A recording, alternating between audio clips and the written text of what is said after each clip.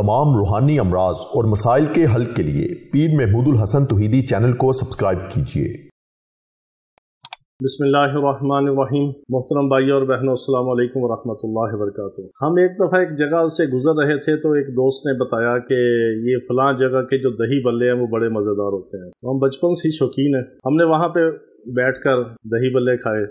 कुछ साल पहले का वाक़या है। तो हमें उसकी रेसिपी बहुत अच्छी लगी, बहुत उसका मज़ा आया और उसका टेस्ट भी अच्छा था।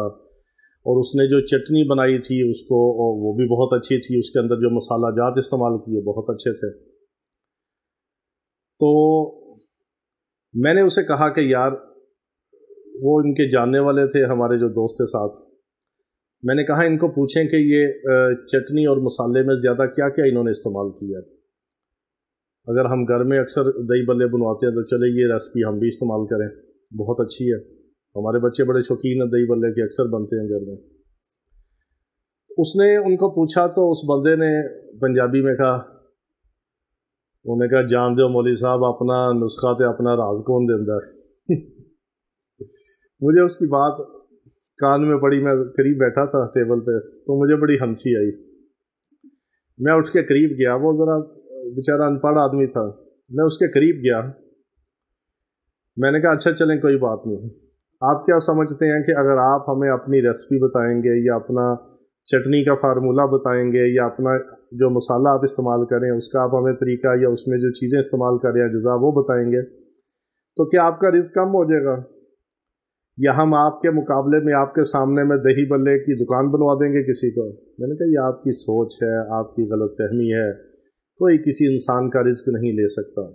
अला व इन्नन नफ्स लम तमूत हत्ता तस्तकमिल रिज़्क़हा, ख़बरदार जान लो, मेरे नबी इस्लाम का फरमान है, ख़बरदार जान लो, उस वक़्त तक किसी जानदार को मौत नहीं आएगी जब तक वो अपने मुक़द्दर का रिस्क खा नहीं लेगा, ले नहीं लेगा। जब तक ले नहीं लेगा और खा नहीं लेगा उस वक़्त तक उसको मौत नहीं आएगी। तो मैंने उन्हें कहा कि मैं आपको एक अमल बताता हूँ। कहता मौलवी साहब मैं पढ़ा लिखा नहीं। मैंने कहा कोई बात नहीं है, पढ़े लिखे नहीं, मैं आपको अल्लाह के 2 नाम बताता हूँ, आप पढ़ते रहो।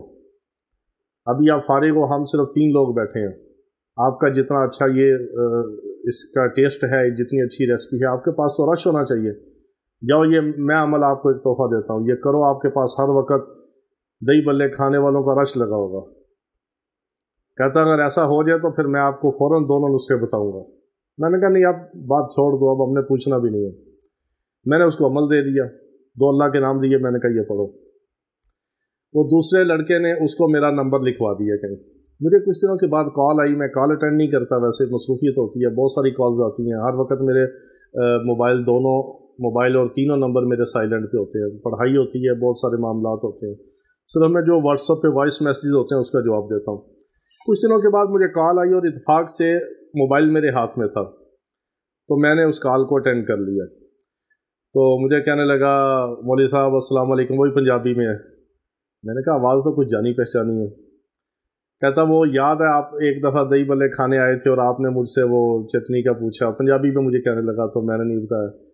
कहता जी वो तुम्हारी बड़ी मेहरबानी, मेरे को वाकई अल्लाह ने बड़ा करम कर दिया और मेरे पास काफ़ी गाहक होते हैं, अब मैं बहुत सौदा, बहुत सामान बनाता हूँ, रात तक बिक जाता है 2-3 बजे तक सारा।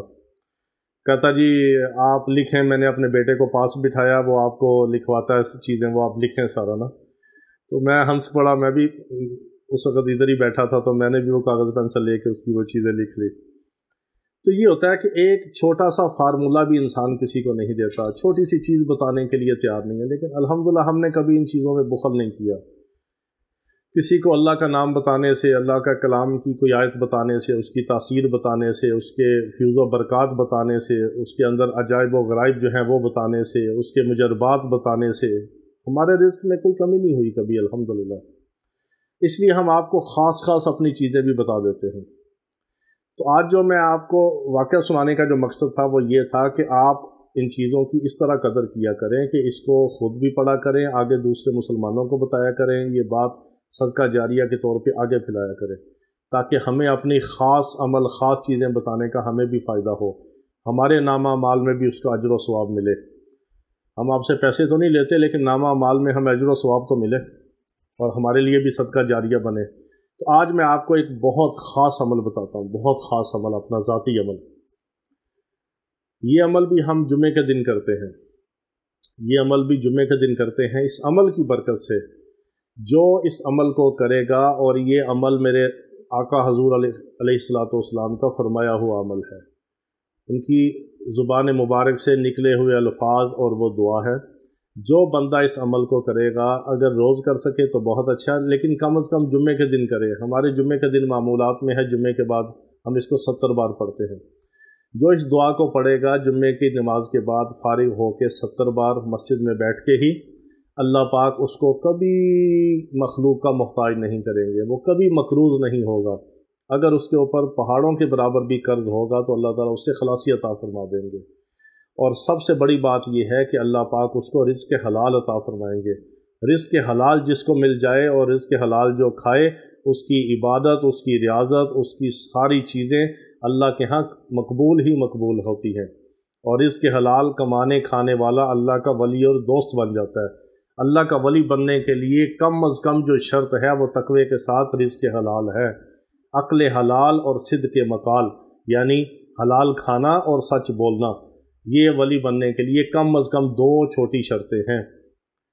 بڑی شرطیں اور بھی ہیں، لیکن یہ 2 شرطیں چھوٹی اور لازمی ہیں کہ حلال کھانا اور سچ بولنا۔ تو یہ اللہ پاک اس دعا کے پڑھنے کی برکت سے رزق حلال عطا فرمائیں گے، حرام سے اس کو ہر طرح سے اس کی حفاظت فرمائیں گے، اور اس کو اپنے بندوں کا محتاج نہیں کریں گے، اس کو کبھی مقروض نہیں ہونے دیں گے۔ اگر مقروض ہوگا تو قرضوں سے خلاصی عطا فرمائیں گے۔ اس کو اگر زندگی کا معمول کا حصہ بنا لیں، صرف جمعے کے دن 70 بار پڑھنا ہے، اور 8 سے 10 منٹ کا عمل ہے، صرف 8 سے 10 منٹ۔ اگر کوئی سپیڈ سے پڑھتا ہے تو 5-6 منٹ کا عمل ہے، اور جمعے کے بعد ایک ہفتے کے بعد 5-6 منٹ میں آپ نے اس عمل کو مکمل کرنا ہے۔ وہ عمل کیا ہے؟ ایک چھوٹی دعا ہے، اللہم اکفنی بحلالک عن حرامک واغننی بفضلک عمن سواک۔ اس کو آپ اغننا بھی پڑھ سکتے ہیں، اغننی بھی پڑھ سکتے ہیں۔ اغننی پڑھیں گے تو یہ اپنے لیے ہوگا، اغننا پڑھیں گے تو پوری امت کی نیت کر کے اجتماعی جملہ کے ساتھ، جمع کے صیغے کے ساتھ اس کو پڑھیں، اللہم اکفنا بحلالک عن حرامک واغننا بفضلک عمن سواک۔ یہ زیادہ بہتر ہے۔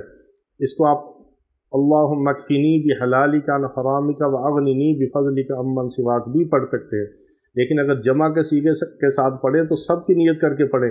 اللہ پاک سب کے لیے بھی آپ کی دعا قبول فرمائے گا، اور سب کی دعائیں آپ کے حق میں قبول فرمائے گا۔ اور اگر آپ دوسرے مسلمانوں کے لیے حلال رزق مانگیں گے اور حرام سے بچنے کی دعا کریں گے تو اللہ پاک پہلے آپ کو عطا فرمائے گا، پھر دوسروں کو عطا فرمائے گا۔ اس دعا کو آپ ہر جمعے کے بعد 70 بار پڑھیں۔ اول آخر آپ درود ابراہیمی 1 بار، 3 بار، 7 بار محبت اور شوق سے جتنا چاہیں پڑھ سکتے ہیں، اس کی کوئی پابندی نہیں۔ درود شریف خوشبو کی مانند ہے، اور محبت اور شوق اور ذوق کے ساتھ پڑھنے کے لیے وہ 1 بار میں شوق ہو یا 10 بار میں ہو یا 1000 بار میں ہو۔